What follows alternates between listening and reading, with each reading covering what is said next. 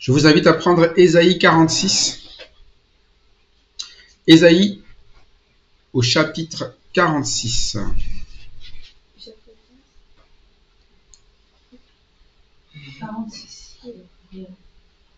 46.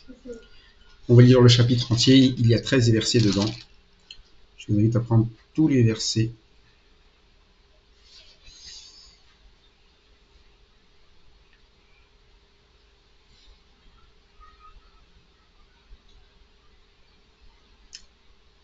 Je peux commencer, si tout le monde a le passage, et de ma gauche à ma droite. Bel s'écroule, Nebo tombe, on met leurs idoles sur les animaux, sur des bêtes, vous les portiez, et les voilà chargés de lui en fardeau pour l'animal fatigué. Ils sont tombés, ils se sont écroulés ensemble. Ils sont incapables de persévérer, de préserver leur image, ils partent eux-mêmes en déportation. Écoutez-moi, famille de Jacob, vous tous qui restez de la communauté d'Israël. Je me suis chargé de vous depuis le ventre de votre mère, je vous ai porté dès avant votre naissance. Jusqu'à votre vieillesse, je serai le même. Jusqu'à vos cheveux blancs, je vous soutiendrai. Comme je l'ai déjà fait, je vais encore vous porter, vous soutenir et vous préserver. À qui me comparez-vous pour faire de nous des égaux? À qui me ferez-vous ressembler pour nous assimiler? Ils versent l'or dans leur bourse, ils pèsent l'argent à la balance, ils payent un orfèvre pour qu'il en fasse un dieu, et ils se prosternent et adorent. Ils le portent, ils le chargent sur l'épaule, ils le mettent en place. Il y reste, il ne bouge pas de sa place. Puis on crie vers lui, mais il ne répond pas, il ne sauve pas de la détresse. Souvenez-vous de cela et montrez-vous courageux. Vous qui êtes des rebelles, réfléchissez-y. Souvenez-vous de ce qui s'est passé dès le temps ancien, car je suis Dieu. Il n'y a point d'autre, je suis Dieu, et nul n'est semblable à moi. J'annonce dès le commencement ce qui doit arriver, et longtemps d'avance ce qui n'est pas encore accompli. Je dis, mes arrêts subsisteront, et j'exaucerai toute ma volonté. C'est moi qui appelle de l'Est un oiseau de proie, d'une terre lointaine, l'homme chargé de réaliser mon projet. Ce que j'ai dit, je le ferai arriver. Ce que j'ai prévu, je le mettrai en œuvre. Écoutez-moi, hommes au cœur endurci, vous qui êtes éloignés de la justice. Je fais approcher ma justice et non pas loin. Je fais approcher mon salut, il ne se fera pas attendre. Je mettrai le salut ancien, je mettrai ma splendeur à Israël. Merci. Alors on retrouve ici un message qui est adressé particulièrement donc à la maison de Jacob, à Israël, et il est en train de leur donner des choses qu'ils devraient voir autour d'eux, sur lesquelles les hommes bâtissent leur vie, et qui voient au final, lorsqu'ils bâtissent leur vie sur ces choses, tout s'écrouler. Ici, il va commencer par donner l'exemple de ce qui faisait la fierté de Babylone, c'est-à-dire leur propre dieu, Bel et Nebo. Bel, c'est le père de Nebo, ce sont deux dieux, et celui qui est censé être le puissant, le tout-puissant là-dedans, un peu comme on le retrouve dans les divinités grecques ou romains, eh bien c'est le tout-puissant qui est Bel. Et vous savez, celui qui est en dessous, qui est Nebo, qui représente tout ce qui est sagesse, toute la culture babylonienne. Et c'est un peu ce qui représente aujourd'hui notre monde, avec toute sa puissance, et avec toute sa culture, tout son savoir, tout ce que au final on ramène, et qui au final quoi, nous dit dans ce passage, s'écroule. Bel, avant de s'écrouler, Nebo, avant de s'écrouler, il y avait quand même un signe qui aurait dû leur faire comprendre que ça allait s'écrouler. Qu'est-ce qui était le signe qui aurait dû leur faire comprendre que ça allait s'écrouler?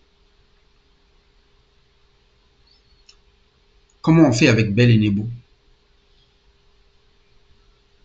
Faut le porter. Par des quoi? Par des animaux. C'est-à-dire que c'est pas comme s'ils devaient être surpris que Bel et Nebo, c'est-à-dire les dieux qu'ont fabriqué les Babyloniens, allaient s'écrouler.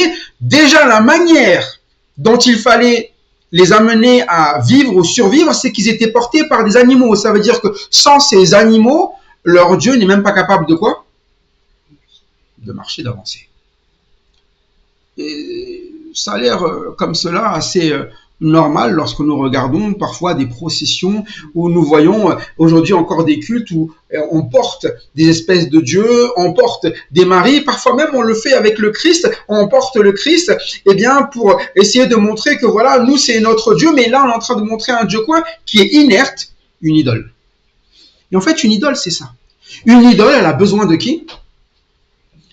Elle a besoin de l'homme, voire même ici des animaux. Et c'est ça le souci très souvent, c'est que nous avons des religions parfois, nous essayons de pratiquer, mais on a l'impression que Dieu a plus besoin de nous que nous de Dieu. Parfois les gens, même là, sont en train d'essayer de défendre Dieu.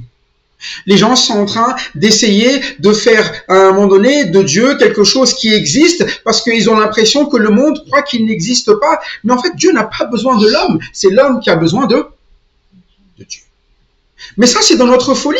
Nous avons besoin, eh bien, à un moment donné, d'essayer de montrer que nous sommes celui qui va pouvoir aider Dieu, soutenir Dieu.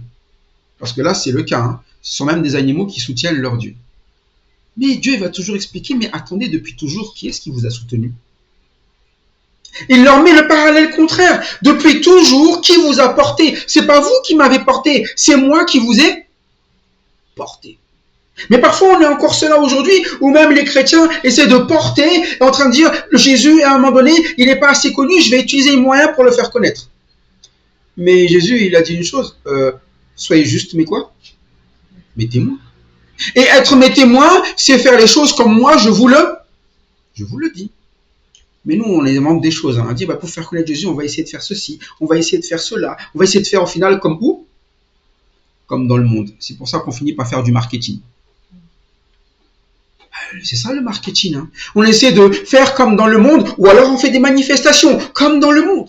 Ou à un moment donné, c'est ça, vous savez, les minorités, comment elles font dans le monde. Hein. Elles font des manifestations pour que tout le monde les connaisse. Hein. C'est pour ça que vous retrouvez parfois eh bien, des gens, ils disent, mais personne ne nous reconnaît, on a besoin que les gens nous connaissent, et ils se mettent en masse pour dire, voilà, on n'est pas si petit que ça. Mais c'est la manière de faire de qui, ça? Parce que Jésus n'a jamais fait ça. Hein.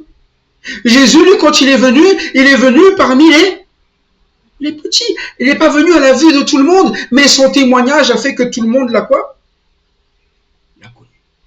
Pourtant, il était dans le plus petit pays qui puisse exister, dans une nation qui n'intéressait personne, et là, d'un seul coup, le monde entier le connaît, mais il a fait quoi? Il n'a pas fait comme nous pensions faire, c'est-à-dire qu'il s'est laissé conduire par le Père. Qui a soutenu qui? Le Fils l'a montré, hein. La résurrection même, il a dit, c'est le Père qui a ressuscité le Fils. Toute chose qui se fait du Fils, eh bien, c'est par le Père. Et c'est là que lui nous a démontré qu'à un moment donné, lorsque nous sommes dans un corps d'homme, nous sommes toujours soutenus par le Père. Mais on a tendance à l'oublier. Et on a tendance à penser que Dieu a besoin que ce soit nous qui rajoutions, qui aidions, qui allons faire les choses. Et pourtant, nous appelons ce Dieu quoi? Bel, tout-puissant. Un tout-puissant qui a besoin de moi, je trouve ça assez étrange. Hein. Ça veut dire qu'il n'est pas si tout-puissant. Et puis, si c'est comme Nebo, celui qui est censé être l'incarnation de la sagesse, de la culture, apparemment, il n'a pas l'air d'être si sage que ça, parce qu'il faut l'aider à comprendre les choses, il faut lui dire les choses, il faut lui expliquer les choses. Mais parfois, c'est ça avec Dieu. On ouvre la parole de Dieu et on est en train de dire, en fait, Dieu n'a pas voulu dire ce qu'il a voulu dire, il a voulu dire qu'il a voulu dire qu'il n'a pas... En fait, Dieu ne sait pas parler. Ou Jésus, quand il enseigne, en fait, quand Jésus il a enseigné, il voulait dire ce qu'il veut dire. Mais en fait, Jésus ne sait pas enseigner. Il y a toujours besoin qu'on est là en train de dire quoi? Dire ce qu'il a voulu dire. Moi, je vous dis une chose, quand Jésus dit une chose, il a exactement dit ce qu'il voulait dire. Mais parce que nous voulons créer nos propres idoles, nous voulons porter Jésus et le transformer en idole. Et c'est ce que parfois des personnes, disons qui sont chrétiens, font, alors qu'au final, c'est pas Jésus qui porte, il porte juste une idole, même avec une image. On ne sait même pas si Jésus ressemble réellement à ça. Ils se construisent même leur propre image de Jésus. Et moi, ce que j'aime avec mon Dieu, c'est qu'il ne nous a pas donné une idée de vouloir laisser son image d'un point de vue physique. Ce qu'il nous a laissé, c'est une image spirituelle. C'est pour ça qu'il nous a donné son esprit, et pas d'être physiquement à sa ressemblance en décrivant à quoi il ressemble à l'extérieur. Mais ce qu'il nous a donné, c'est à quoi il ressemble à l'intérieur. De sorte que ce ne soit pas nous qui portions une image, mais que ce soit lui qui nous porte par l'esprit qui est en nous. C'est pour ça qu'il a dit, mais je vous ai toujours porté.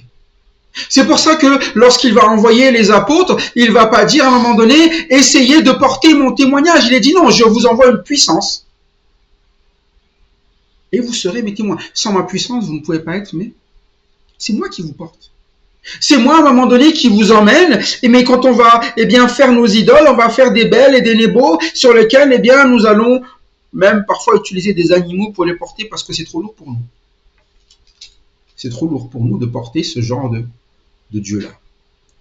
Et oui, parce que le problème, c'est que quand on a un Dieu qu'il faut porter, il faut aussi l'entretenir. Avec nos moyens. Et donc, essayer de porter une masse d'or, de fer, c'est un fardeau énorme. Mais parfois, c'est ça nos idoles. Nous fabriquons des choses et nous devons les quoi? Les porter. Et c'est pour ça que parfois, quand on se retrouve dans une hypocrisie de la religion, c'est dur de vivre la religion. Parce qu'il faut porter tes propres quoi? Tes propres codes. Il faut que tu fasses semblant tout le temps. Il faut que tu sois là en train d'essayer toujours d'être bien devant les gens alors que c'est pas vrai. Il faut toujours que tu essaies à ce que les gens pensent que tout va bien. Et tu dois pouvoir te déguiser tout le temps.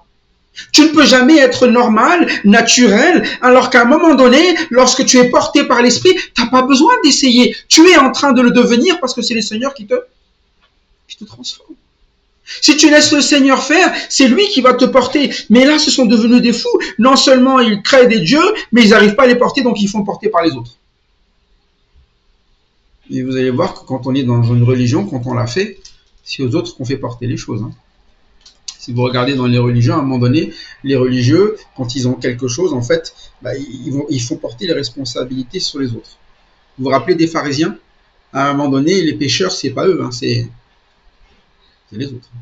C'est toujours, toi tu es né dans le péché, le problème c'est toi, règle-toi ton problème, et en fait, eux, ils n'en ont jamais. Et c'est ça, à un moment donné, en fait, eux, ils n'ont jamais de fardeau. Les fardeaux, ils les mettent sur les autres.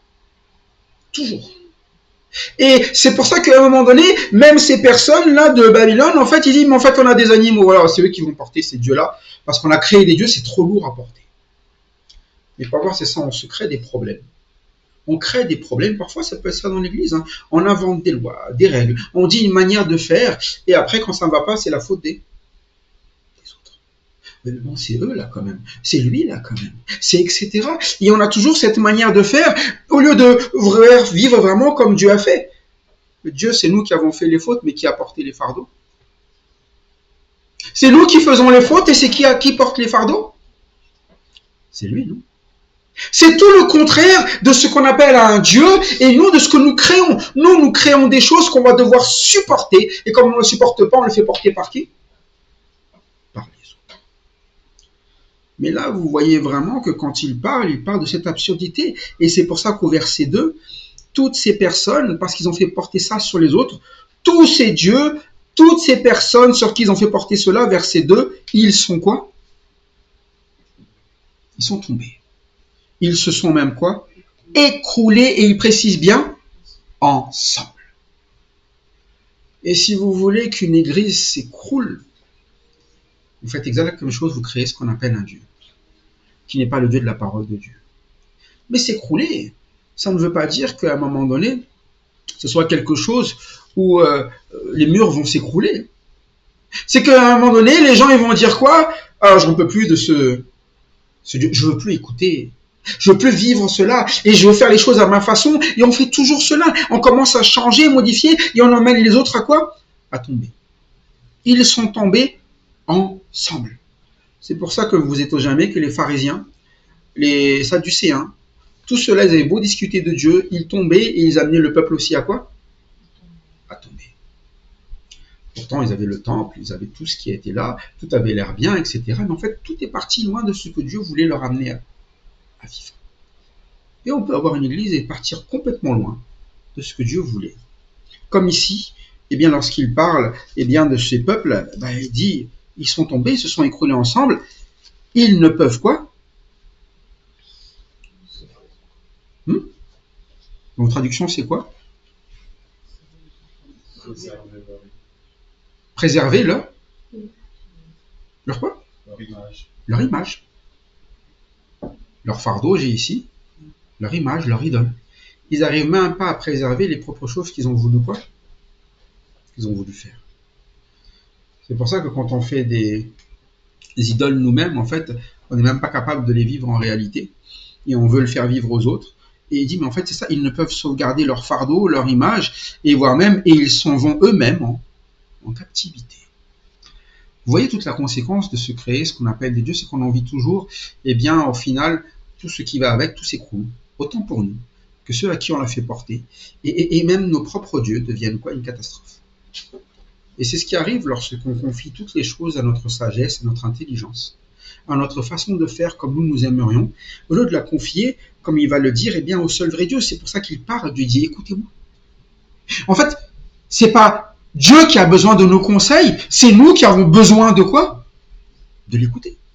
Mais très souvent, nous inversons les choses. C'est pour ça que on peut d'avoir une église et vous allez voir ce que les gens vont réduire comme temps. Assez rarement le temps qui est le temps de prière. Hein. C'est souvent le temps plutôt d'écoute de la parole de Dieu. Dans la prière, on peut tous parler. Dans la parole de Dieu, oh non, encore Dieu qui a parlé. Au moins, quand je prie, je peux dire plein de choses. Tu peux parler de prière, des chants, bam, ça peut aller augmenter dans l'église en termes de temps. Mais alors la prédication, si on peut quoi? Réduire, c'est un peu trop long quand même. 15 minutes, 10 minutes, 1 heure, c'est long quand même. Vous savez combien de temps ça a duré les messages dans l'Ancien Testament? Vous avez déjà vu Esdras, combien de temps est-ce qu'il enseignait? Est-ce que vous le savez? Il prêchait le matin, il terminait. Vous savez combien de temps Paul prêchait? Et il commençait le matin, il terminait le matin même. Et nous sommes là en train de dire 15 minutes, c'est quoi? Mais alors s'il faut chanter, il y a un concert là, on y va. Hein? Si on a besoin à un moment donné, va avoir un temps là, on va tous se rassembler. Et là on parle, on sait parler, mais Dieu il dit quoi? Écoutez qui? Écoutez-moi. Ça veut dire qu'à un moment donné, le temps d'ouverture de la parole de Dieu et de prédication est censé être quelque chose qui devrait être la norme. Et même s'il n'y avait que ça, c'était même possible. Parce que, si vous regardez dans la parole de Dieu, c'est là où Dieu va reprendre et c'est toujours ce qui prend de la place. Vous savez, même si on chante aujourd'hui, essayez de retrouver combien de fois dans le Nouveau Testament ils étaient en train de chanter. Pas si tant de fois que ça. Hein. Le Seigneur, il a chanté, on le trouve une fois au Mont des Oliviers, et on trouve parfois qu'il chantait des cantiques quand il était en prison, mais la plupart du temps, qu'est-ce qu'on retrouve toujours? Tout au long, ils enseignaient.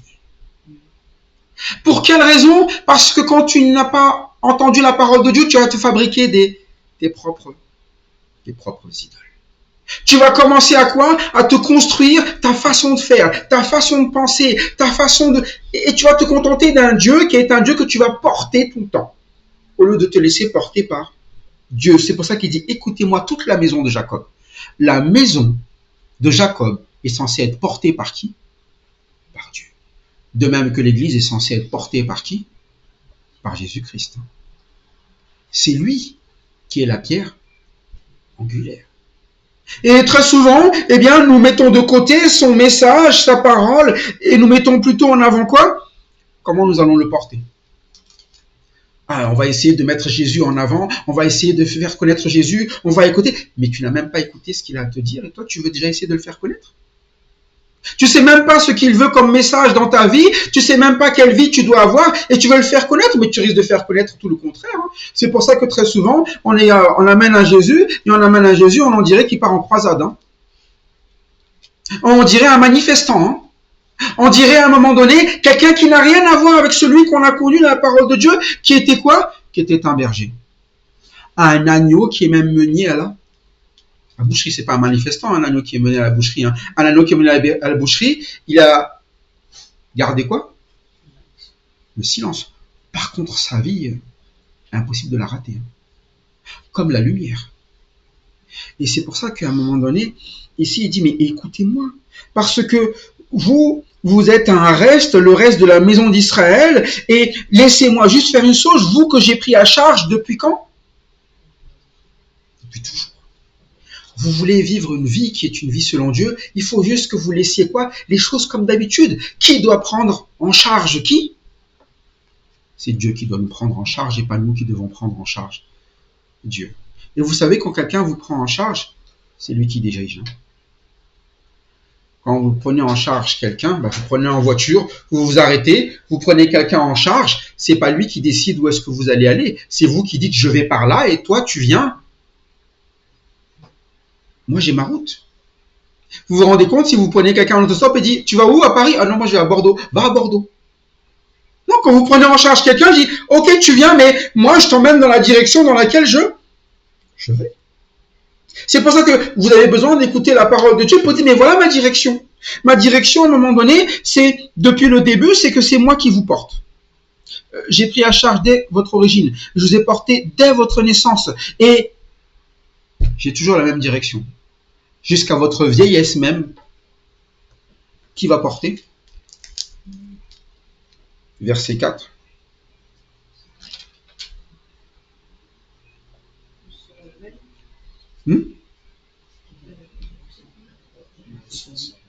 Je vous soutiendrai.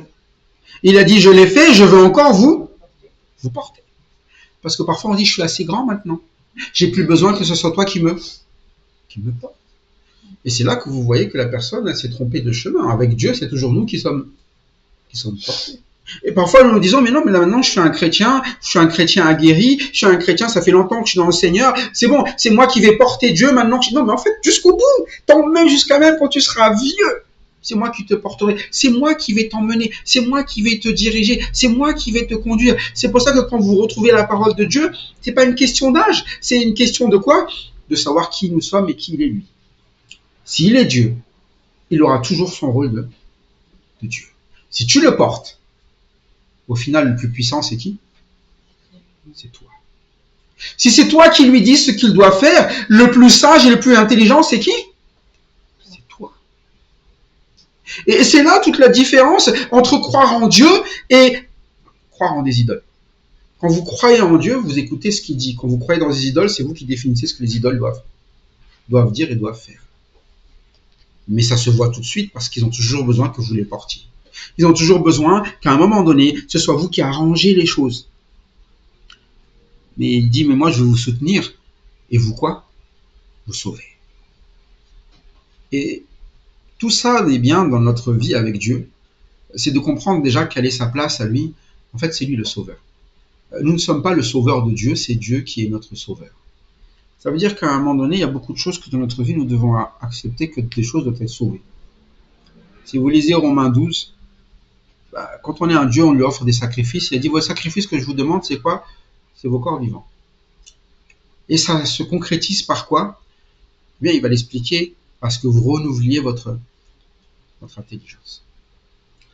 C'est pas vous qui allez dire à Dieu comment il doit changer les choses, c'est Dieu qui dit qu'il a votre intelligence, des choses doivent quoi? Doivent changer. Il sait ce qu'on pense. Mais c'est à un moment donné qu'on a toujours besoin d'être porté, ça veut dire que ça doit toujours changer. On doit toujours accepter que ce qu'on croit aujourd'hui, il est capable de le transformer demain. Je suis toujours très étonné quand quelqu'un me dit « Ah, moi je crois toujours la même chose depuis le début, rien n'a changé. » Si c'est pas possible. C'est pas possible. C'est pas possible parce qu'à un moment donné, ton intelligence est censée quoi? Se renouveler. C'est pour ça que je ne suis pas étonné aussi quand je vois des jeunes convertis, ils n'ont pas tout compris. C'est pas grave. L'important, c'est qu'ils offrent leur corps comme un sacrifice vivant et ils seront forcément quoi? Renouvelés. C'est quand ils n'écoutent pas, qu'ils ne croient pas en Dieu, qu'ils ne laissent pas Dieu les transformer, qu'ils restent toujours quoi? Les mêmes parce qu'ils se croient forts. Ils croient que c'est eux qui portent Dieu et que c'est eux qui vont être capables de faire, à un moment donné, connaître Dieu par eux. Non, c'est parce que nous avons l'Esprit de Dieu que nous pouvons être ses témoins et pas le contraire. Parfois, nous oublions cela. C'est pour ça que il dit attention. Et il le répète, comme il l'a déjà dit avant, verset 5, à qui me comparez-vous pour faire mon égal? Vous savez, quand vous discutez avec Dieu, je dis toujours, il n'y a pas de point de discussion. Les gens ont du mal avec ça. En fait, si vous discutez avec Dieu, c'est que vous pensez être son quoi? Son égal. Si vous contredisez ce qu'il dit, c'est que vous pensez que vous êtes assez intelligent pour défier ce que le Seigneur vient de dire. Mais si le Seigneur te dit que c'est la manière de faire, ben normalement, si c'est vraiment Dieu, tu es censé quoi? Dire d'accord, amen. Il n'y a même pas de sujet de discussion. Mais si tu discutes, c'est que tu penses être son égal. Et c'est là que commencent les problèmes. Si tu penses être son égal, c'est qu'à un moment donné, tu vas commencer à dire, mais moi aussi, je suis capable de créer des choses. Je suis capable d'avoir des idées qui sont pas mal non plus. Je suis capable de faire des choses. Et là, on se dit quoi? Dieu, tais-toi et laisse-moi te porter. Il faudrait peut-être que tu arrêtes de parler. Moi aussi, je peux dire. Moi aussi, je peux faire. Moi aussi, je peux. Et c'est souvent ça le souci qui va se retrouver eh bien, avec le peuple d'Israël. Le peuple d'Israël, vous savez, déjà dans le désert, quand Dieu lui disait qu'il fallait aller faire quelque chose, ils passaient leur temps à quoi? À murmurer. Ils murmuraient tout le temps. Murmurer. C'est pas juste. Pourquoi c'est nous qui... Ils sont jamais d'accord. Mais... c'est pour ça qu'il s'adresse à eux encore aujourd'hui. Il est dit, mais à qui me ferez-vous ressembler en fait?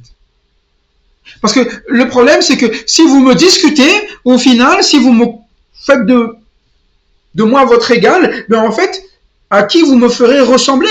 En fait, c'est pour ça que la plupart des dieux, lorsqu'on les fait, ils ressemblent à qui? Vous avez déjà vu les dieux grecs? Ils ressemblent tous à des humains. À qui me ferez-vous ressembler? En fait, vous me ferez ressembler à vous. Mais c'est pas qu'en apparence qu'ils ressemblent à des humains. Quand vous lisez l'histoire des dieux grecs, est-ce qu'ils ont des problèmes? Est-ce qu'ils ont des problèmes en famille même?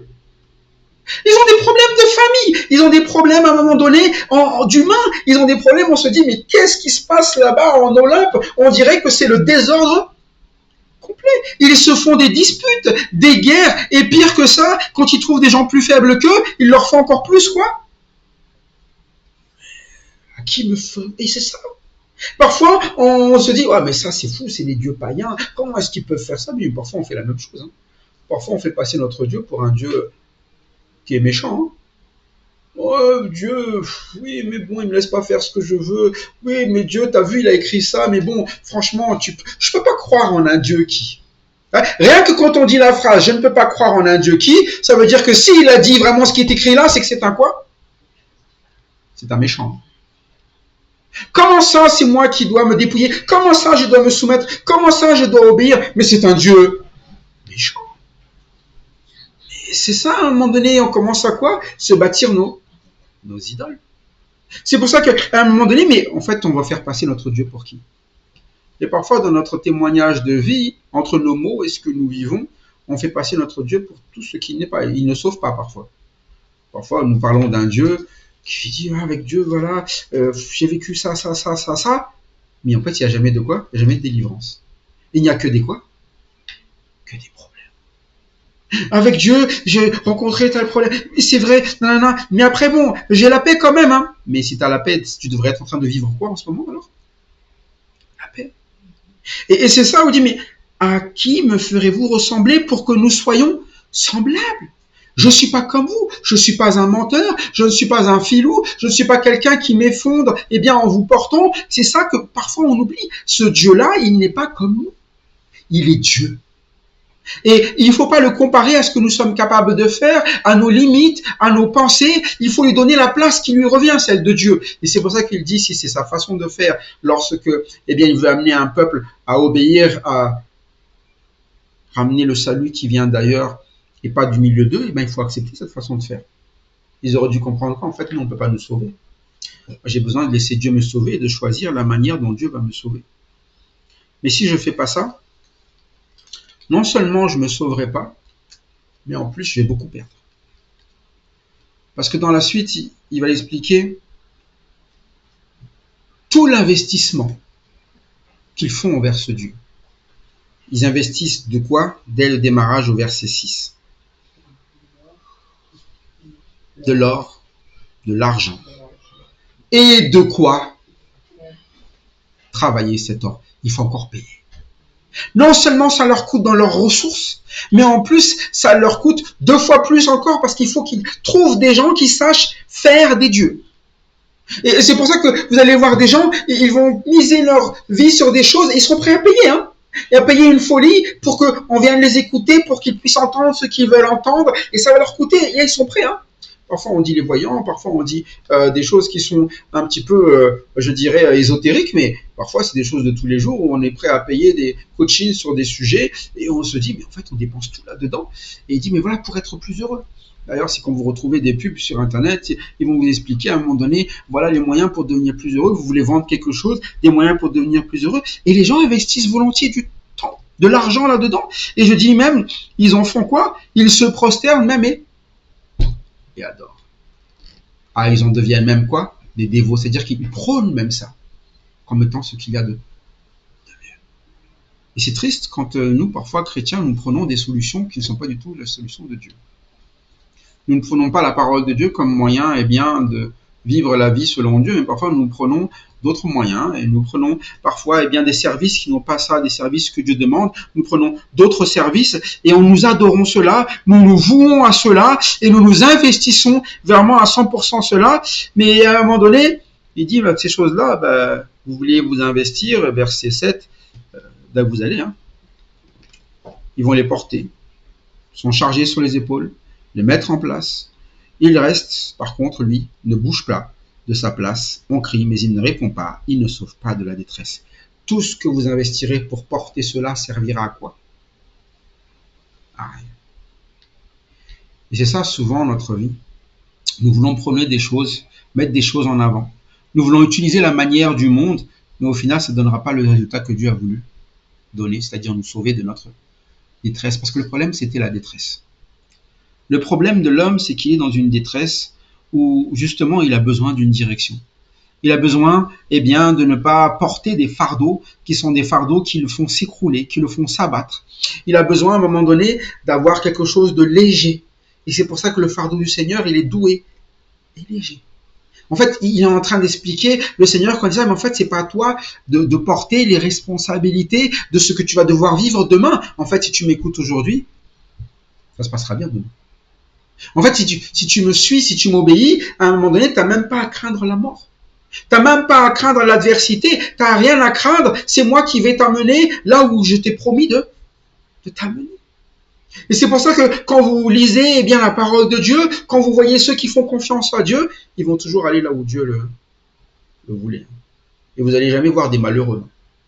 Même si leur vie semble malheureuse à nos yeux. Ils vont recevoir des coups, ils vont aller en prison. Et pourtant, ils disent à tout le monde quoi? Régissez-vous, réjouissez-vous. Et ils ont l'air vraiment très, très joués. Toujours motivés à faire ce que le Seigneur demande, mais parce qu'ils ont trouvé ça bon. Ils n'ont pas besoin, à un moment donné, d'essayer de porter Dieu. On voit que Dieu les porte dans toutes choses. Et c'est là où il va expliquer notre détresse à nous, c'est souvent de porter les choses et de s'écrouler en dessous. C'est pour ça qu'il dit, souvenez-vous de ces choses. Souvenez-vous ce qui se passe quand c'est nous qui portons. Souvenez-vous de ce qui se passe quand c'est Dieu qui porte. Quand c'est Dieu qui porte, c'est le salut. Quand c'est nous qui portons, non seulement nous allons payer, nous allons porter, mais tout va quoi? Tout va s'écrouler. On aura tout perdu. Mais on n'y croit jamais. On se dit toujours, oui, mais regarde, il y a des personnes qui sont riches et des personnes... Ils sont riches, mais tu crois que des choses ne sont pas écroulées dans leur vie? Combien de personnes, si célèbres soient-ils, leur vie, en fait, est un cauchemar quand on regarde ce qui se passe dans leur propre famille, dans leur propre relation, dans leur propre... C'est pour ça que Dieu veut sauver. Et c'est pour ça qu'il suffit juste de quoi? De revenir à Dieu. Mais de le laisser nous avoir le témoignage que lui veut ramener dans notre vie lorsqu'il nous parle. C'est pour ça qu'il dit, souvenez-vous de ces choses. Et moi, j'ai la version, c'est soyez des hommes. Notre version, c'est prenez courage. Et dit à un moment donné, le courage qui est à avoir, c'est quoi ici? Souvenez-vous. Le courage, il est de se confronter à quoi ici? Il appelle comment les personnes à qui il s'adresse au verset 8? Des rebelles ou des pécheurs.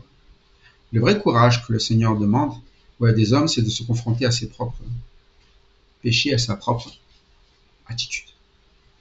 Parce que le principe des idolâtres, c'est qu'à un moment donné, en fait, ils choisissent le péché, il se rebelle contre Dieu. Dieu dit une chose, il veut être autre chose. Et c'est ça, il dit, mais souvenez-vous, à un moment donné, confrontez-vous à la situation réelle dans laquelle vous devrez vous confronter. Vous êtes des pécheurs, et le pécheur, parfois on a peur de regarder ce qui se trouve où. Qu'est-ce qu'il leur demande aux rebelles ou aux pécheurs? Réfléchissez. Dans ma version, c'est rentrer en vous-même. Regardez aux choses qui se déroulent dans votre vie. C'est ça le courage que Dieu demande. Pas de ce qui se passe chez les autres, mais de faire à un moment donné, mais en fait, quelle est ma façon de faire? Quelle est ma façon d'agir? Et c'est ça où il dit, mais souvenez-vous en fait. Souvenez-vous de ce qui s'est passé dans les temps anciens. Je suis Dieu, il n'y a point d'autre, je suis Dieu, nul n'est semblable à moi. Et quand on réfléchit avant, qu'est-ce qui se passait à chaque fois que les gens se détournaient de Dieu? Comme nous aujourd'hui. Quand on regarde, eh bien, Isaïe, qu'est-ce qui se passe quand Israël se détourne de Dieu? Ça se passe bien. On l'a vu dès le départ, il a dit, ils sont malades des pieds à la tête. Ils deviennent susceptibles. Dès que tu touches, ça fait mal, ils supportent. Ils supportent pas. Et c'est là que vous savez quand quelqu'un va mal. Vous touchez, et sa réaction change. Quand vous avez mal quelque part, si je vous touche sur une douleur sur votre corps, vous n'allez pas faire la même tête que quand vous n'avez pas mal. Et parfois, c'est notre âme. Quand on touche à quelque chose, la tête change, le visage change, l'attitude change, on se met en colère. On souffre. Rien ne va. Tout est catastrophe. Et c'est pour ça qu'il dit, mais depuis toujours, souvenez-vous des temps anciens. Je suis Dieu et nul n'est semblable à moi. Quand il dit quelque chose, les choses se font. C'est pour ça qu'il dit, j'annonce dès le commencement ce qui doit quoi. C'est pour ça que si quelqu'un dit, je ne savais pas, et qu'il a écouté la parole de Dieu, il ne peut pas dire ça. Parce qu'il dit, j'annonce les choses dès le commencement. Dès le commencement, il a indiqué les choses qui nous feraient souffrir. C'est pour ça qu'il a toujours pas parlé. Vous vous retrouvez au jardin d'Éden? Il a annoncé à Adam et Ève ce qui les ferait souffrir ou pas? D'avance, hein? Et qu'est-ce qu'ils ont fait? Ils l'ont quand même fait. Vous voyez? Il dit, j'ai pas changé, Dès le commencement, j'ai toujours fait la même chose. À chaque fois que je savais que quelque chose allait vous faire souffrir, je vous ai quoi? Je vous ai prévenu. C'est ça quelqu'un qui nous porte. Il va toujours annoncer les choses à l'avance. C'est pour ça que nous-mêmes, lorsque nous nous laissons porter, nous faisons confiance, il nous dit les choses pour que nous-mêmes, nous puissions le retransmettre aux autres. Il dit, fais attention quand Dieu dit quelque chose, ça se passe vraiment. Et puis de dire aux autres, voilà ce qui s'est passé dans ma vie, et ça se passe vraiment. Longtemps à l'avance, ce qui n'est pas encore accompli, je dis, mes arrêts subsisteront, j'exécuterai toute ma volonté. C'est pour ça que vous savez que quand on ouvre la parole de Dieu, si on désobéit à quelque chose, si on se fabrique d'idoles, si on fait les choses autrement que comme Dieu le demande, on sait tout de suite la suite. Mais on n'y croit jamais, parce qu'on préfère se fabriquer nos idoles, on dit ça marchera. Ça marchera mon idole. D'ailleurs, je vais le porter, je vais te montrer, c'est ça notre tête, que ce que je pense est vrai. Mais il dit déjà, là, il parle de la délivrance qu'il doit avoir déjà présente. Il va appeler de l'Orient, d'une terre lointaine, quelqu'un pour accomplir, ses desseins. Il va appeler Cyrus, c'est ça qu'il a dit auparavant, qui part de très loin, qui va amener une délivrance à ce peuple. Mais Cyrus, il vient d'ailleurs. Il leur explique. Et puis, il a dit, c'est comme ça que j'exécuterai. Il va accomplir mes desseins. Je l'ai dit, je le réaliserai, je l'ai conçu et je l'exécuterai. Et quand il parle, il sait à qui il parle aujourd'hui. Au verset 12, il parle à qui en fait? Maison de Jacob. Quel genre de personnes il parle? Les gens qui ont un cœur. Pourtant, c'est la maison de Jacob. C'est les personnes qui sont censées connaître Dieu. Mais il dit, mais je vous parle toujours, mais je sais pourtant que vous avez le cœur. Et c'est ça quand on porte. Quand vous portez les fardeaux. Et les fardeaux, c'est de porter des personnes parfois qui n'écouteront jamais. Qui ont toujours le cœur quoi? Dur. À chaque fois que des mots viennent, il n'y a rien qui passe, il n'y a rien qui rentre. C'est dur. Mais il leur dit pourtant quoi? Écoutez-moi. Et ça, c'est notre Dieu. C'est celui qui veut toujours porter et qui dit quoi? Écoutez. Il va toujours le répéter, écoutez. Mais on retrouvera toujours devant quoi? Des cœurs endurcis, des ennemis de la droiture dans ma version. C'est-à-dire qu'ils savent ce qui est droit, mais un ennemi, C'est pas juste qu'il veut pas, c'est qu'il est quoi? Il est contre. C'est différent de ne pas vouloir et juste être contre. Quand vous êtes contre, vous allez contrer. C'est-à-dire que vous vous dites, droiture, c'est ça, et vous allez vouloir tordre ce qui est quoi? C'est pour ça que vous savez une chose, hein, quand quelqu'un n'obéit pas à la parole de Dieu, il devient toujours un ennemi. Hein. Il n'y a pas de milieu. Hein. Soit vous, eh bien, vous êtes avec le Seigneur, soit vous êtes contre le Seigneur, mais il n'y a pas de milieu. C'est pour ça qu'il va les appeler, dès que vous avez le cœur endurci, vous êtes des quoi? Des ennemis de la droiture. Et un ennemi de la droiture, il va forcément tordre des choses, et c'est ça l'idolâtre.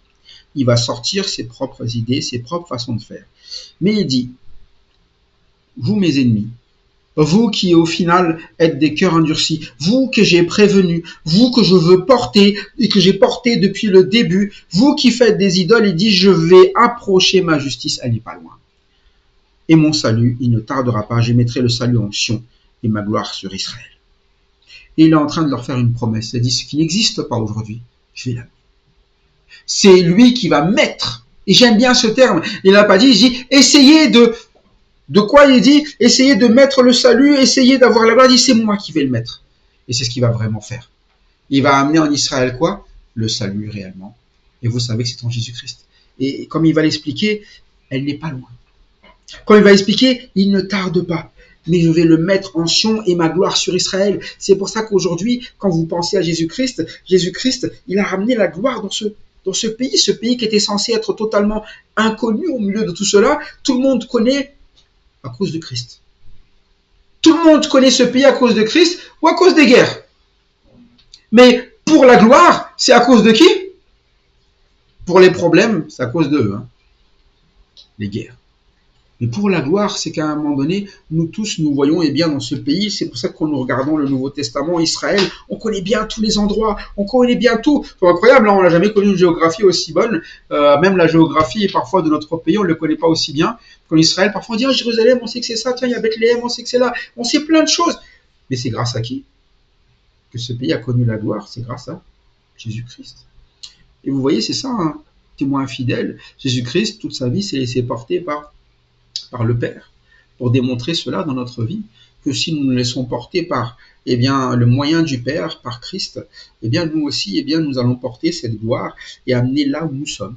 C'est ça un témoin. Voilà pourquoi quand on prend des passages dans l'Ancien Testament, parfois nous devrions y voir le reflet de notre propre vie lorsqu'il s'adresse à Israël, même si nous ne sommes pas Israël. En fait, ces mots devraient nous faire comprendre que nous aussi, nous devons nous faire porter, jusque dans notre vieillesse. De notre naissance jusqu'à notre vieillesse, c'est-à-dire depuis que nous avons connu le Seigneur, depuis que nous savons ce qu'est la parole du Seigneur, jusqu'au bout, pour que nous laissions le Seigneur accomplir son œuvre. Lui seul peut l'accomplir, que de sauver notre âme. Et si aujourd'hui encore, nous avons des pensées rebelles, sachant que rien n'a jamais changé, le rebelle finit toujours par normalement s'écrouler, et s'écrouler avec les autres aussi. Voilà pourquoi l'Éternel avertit, prévient, que celui qui a des oreilles entendre, comme il le dit dans l'Apocalypse, et qu'il écoute toujours ce que le Seigneur a à dire, et s'il l'écoute, il saura aussi qu'il sera porté, et il n'aura pas à craindre l'avenir, bien au contraire, tout est déjà assuré, puisque ses promesses, comme il l'a dit, s'accomplissent toujours. Que Dieu donc soit celui qui nous porte en tout temps, pour la gloire de son nom, et pour le bien de nos âmes. À Dieu la gloire en Christ. Amen.